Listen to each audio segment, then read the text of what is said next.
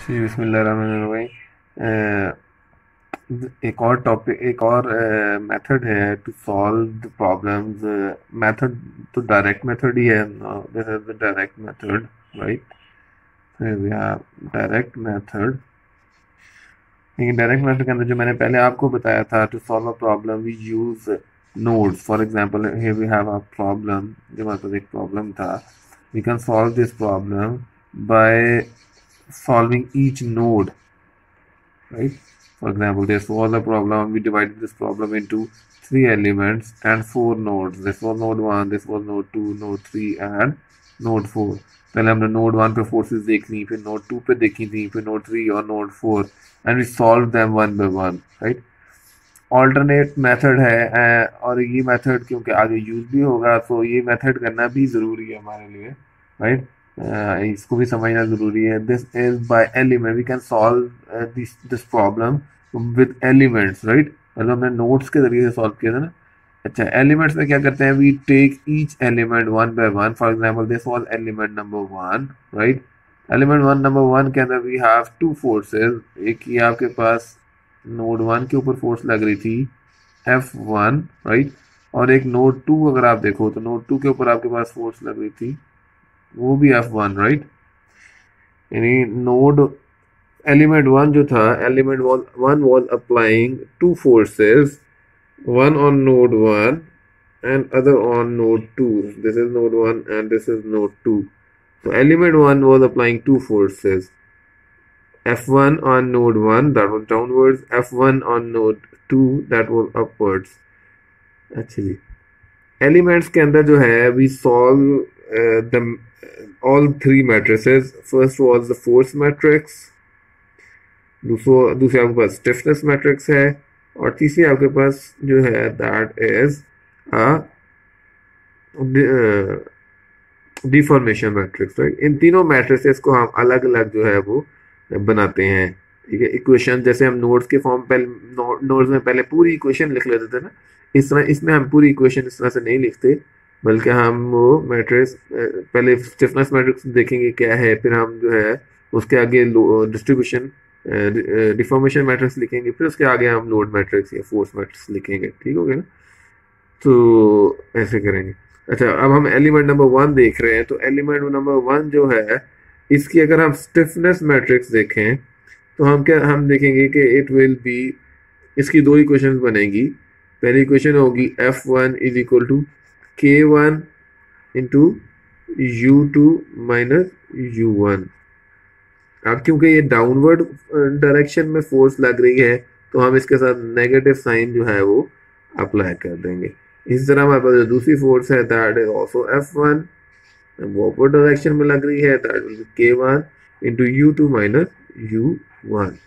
इन दोनों इक्वेशंस को अगर हम सिंप्लीफाई करके लिखें तो K1 मल्टीप्लाई होगा U1 से, और वो नेगेटिव साइन है दोनों, तो that will become K1 U1, right?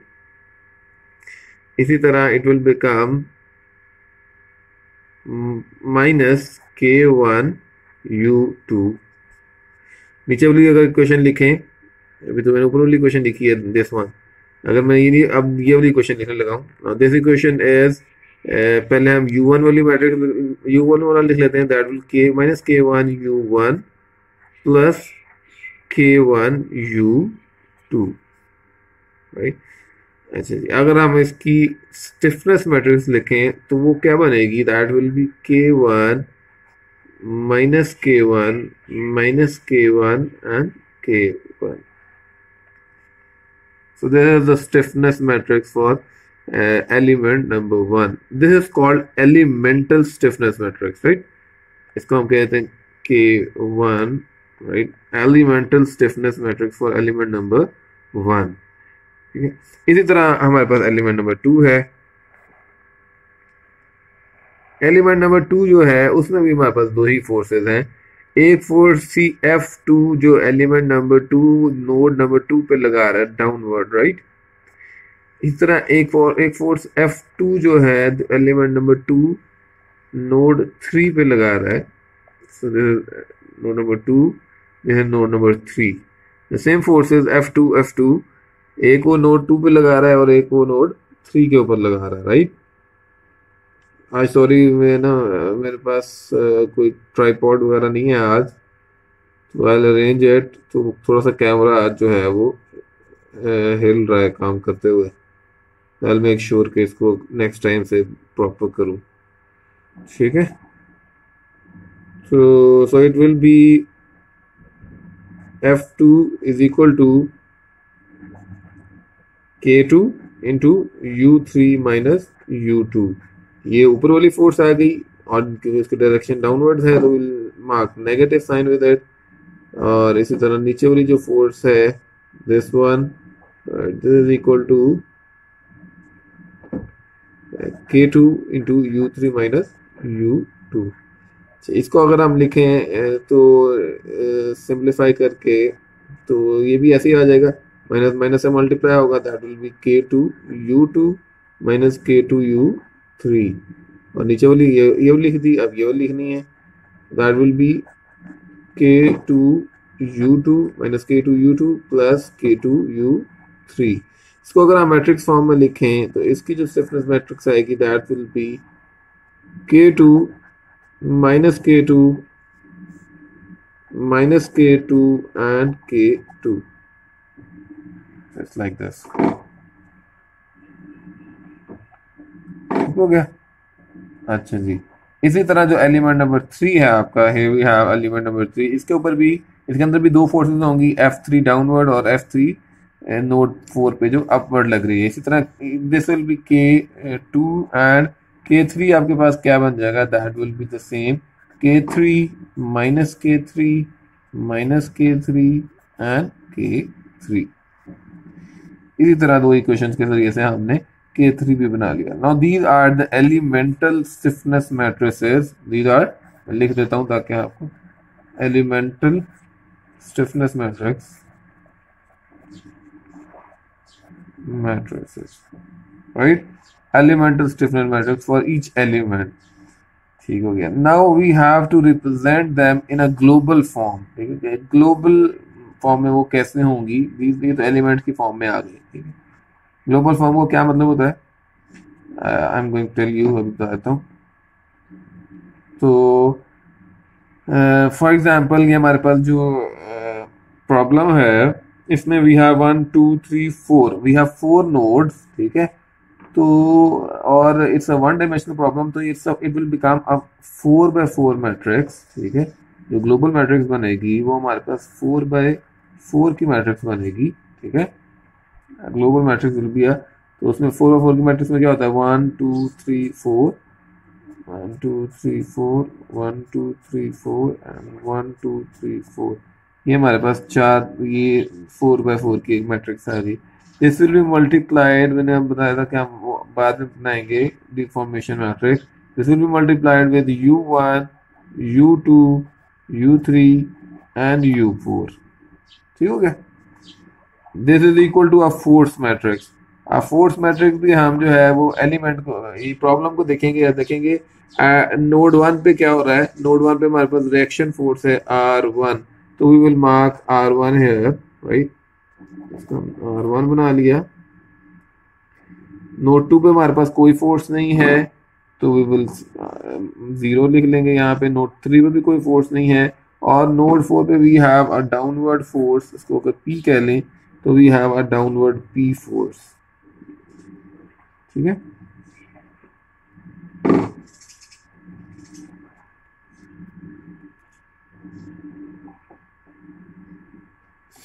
अच्छा जी, तो इस तरह से हमने उसको लिख लिया है। Now we have to write these elemental stiffness matrix in terms of global stiffness matrix। ठीक है, अब जो एलिमेंट 1 की जो पोजीशन बनेगी इन दिस ग्लोबल मैट्रिक्स, वो क्या पोजीशन बनेगी, वो हमारे पास बनेगी, देखो ये अगर हम इसको देखें तो ये किस किस से मल्टीप्लाई हो रहा है इस इक्वेशन के अंदर। K1 is multiplying with U1 and K1 is multiplying with U2। Now you can write this equation K1 U1 minus K1 U2 like this। ऐसे ही आएगी ना, K1 U1 minus K1 U2। तो अगर इस मैट्रिक्स को हमने इस मैट्रिक्स में लिखना हो तो this K1 will be written here K1, right. इस तरह ये this is multiplying with U1, ठीक है। इस तरह ये माइनस K1 यहाँ पे आ जाएगा। Now this is multiplying with 1, this is multiplying with U2, right. यहाँ पे माइनस K1 आ गया। Now this is multiplying with again with U1, right. और यहाँ पे K1 आ गया, दिस इज ये वाला K1, this is multiplying with U2, so this is multiplying with U2. Now this is called the global stiffness matrix for element number 1. इसको हम अलग से लिखते होते हैं, right? We will write it separately. तो ये कैसे लिखेंगे? K1 minus K1 0 0 minus K1 K1 0 0 0 0 0 0 0 0 0 0. This is called global stiffness matrix for element number 1. ठीक है, global stiffness matrix for element number 1. ठीक है, इस तरह element number अगर 2 को देखें हम, now this element number 2 is multiplied with U2 and U3. ठीक है, K2 U2 minus K2 U3. अगर हम इस मैट्रिक्स में देखें तो कौन सी पोजीशन जो है वो U2 से मल्टीप्लाई हो रही है? This is the position which is, और दिस रो जो है is being, sorry this column, right. ये सारा कॉलम जो है वो हमारे पास U2 से मल्टीप्लाई होता है, ठीक है। तो ये वाला जो पोजीशन है यहां से हम स्टार्ट कर लेंगे। This will position will multiply with U2, right. तो हम लिखते हैं K1 plus K2, right? Now this position is multiplying with U3, right? So K2 यहाँ से आ गया हमारे पास K2 minus K2, ठीक है। ये किससे मल्टीप्लाई हो रहा है? This is multiplying with U2, this is multiplying with U3, right. अब दोबारा नेक्स्ट लाइन के अंदर आए तो minus K2 is multiplying with U2 again, तो माइनस K2 हम यहाँ लिख देंगे, और this K2 is being multiplied with U3, तो उसको हमने यहाँ लिख दिया, ठीक है। अगर यहाँ पे हम इसकी ग्लोबल स्टिफनेस मैट्रिक्स भी बनाना चाहें तो we can make it this 0 0 0 0 0 minus K2 K2 0 0, sorry this was plus and this was minus K2 and K2 0 0 0 0 0. So this is the global stiffness matrix for element number 2. इसको हमने universal global stiffness matrix में ऐसे put कर दिया, ठीक है। इस तरह हमने ये K3 वाली पुट करनी थी। Now we know that this K3 is being multiplied with U3 and U4, right. तो अगर हम इस क्वेश्चन में लिखें तो it will come here, it will become K3 minus K3 and K3। तो तीन एलिमेंट से तो K3 तक ही जाएगा, बाकी सारे पोजीशंस को हम जीरो कर लेंगे। तो ये बाकी सारी पोजीशंस को हमने जीरो कर दिया, ओके, ठीक है। आगे से जो है वो वही है कि वी विल अप्लाई, जब हमारी ये मैट्रिक्स बन गई तो हम क्या करेंगे? We will apply this boundary condition U1 equals to 0 यहाँ पे, because it's fixed over here. तो यहाँ पे आपके पास U1 क्या होगा? वो 0 होगा। We will apply a boundary condition U1 equals to 0 over here, ठीक है। तो यहाँ पे हम क्या कर लेंगे? इस यहाँ पे मैं कर देता हूँ। फॉर एग्जाम्पल हम क्या करेंगे? We will do it like this कि हम पहली वाली जो इक्वेशन है वी विल रिप्लेस इट, ये U1 आ गया, U2 U3 and U4, right. This is equal to this. मैं पहले इक्वेशन नहीं लिख रहा, राइट। 0 0 एंड 3, बाकी सारी मैं लिख देता हूँ। Minus K1 0 0, sorry minus K1 plus K2 और minus K2. I'm writing the second line, minus K2 and 0. फिर उसके बाद 0 minus K2 K2 plus K3 और minus K3 और 0 0 minus K3 and K3। ठीक हो गया। तो ये मैंने जो है वो तीन नीचे वाली तीन लाइन लिख ली।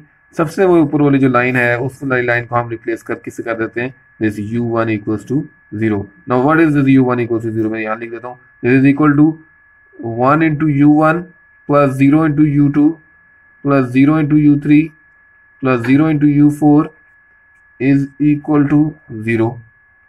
यही है, ठीक है। अगर हम इसको पहली लाइन में रिप्लेस करें तो it will be 1 0 0 0 into u1 is equal to 0। मैंने जैसे पहले बताया था, हमने ये r1 की वैल्यू जो है वो 0 पुट नहीं की, या हमने यहाँ k1 की वैल्यू जो है वो 1 पुट नहीं की, बल्कि we have just replaced this first equation with this boundary condition. हमने बाउंड्री कंडीशन से उसको रिप्लेस कर दिया। ठीक हो गया ना। बस आगे जो है वही सारा प्रोसीजर चलेगा जो पहले जो है के की वैल्यू निकालोगे, वो कैसे निकालते हैं, we know that k1 is equal to E A over L, right.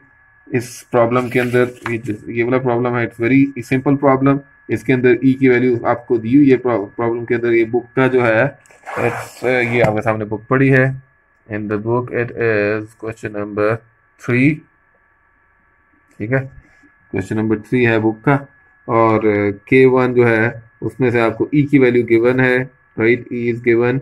Area जो है वो आप कैसे फाइंड करोगे, this is the thickness which is 8 centimetre, sorry width which is 8 centimetre multiply with the thickness जो आपके पास पीछे को जा रही है, that is 6 millimetre. You have to convert these centimetre and metre millimetre into metres. इन सबको मीटर्स में कन्वर्ट करना है, क्योंकि जो आपके पास ई की वैल्यू है दैट इज न्यूटन पर मीटर स्क्वायर, पास्कल में दी हुई है। ठीक है, जैसे बाकी यूनिट्स को भी मीटर्स में ही कन्वर्ट करोगे। ठीक हो गया, okay.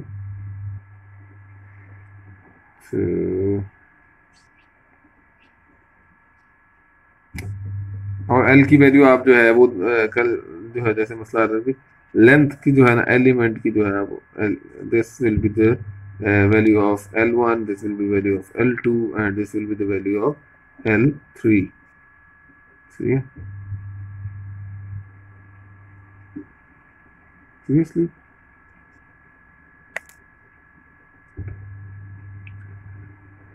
okay, Allah Hafiz, Assalamu alaikum।